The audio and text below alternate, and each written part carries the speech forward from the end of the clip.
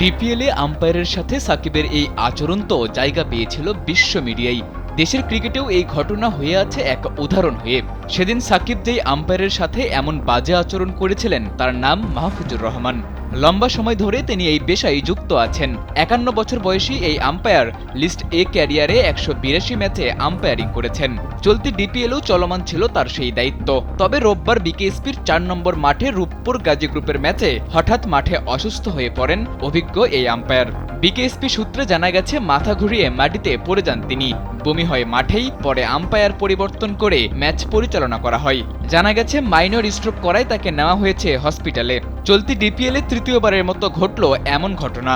দেশের ঘরোয়া ক্রিকেটের অভিজ্ঞ এই আম্পায়ারের এমন অসুস্থ হয়ে পড়ার ঘটনা মোটেও স্বাভাবিক কিছু নয়। ক্রিকেটার সহ ম্যাচ সংশ্লিষ্ট সবারই ফিটনেস নিয়ে বিসিবিকে আরও সচেতন হওয়া এখন সময়ের দাবি। কারণ তামিম ইকবালের অবস্থা কতটা ভয়ানক ছিল তা সবারই জানা।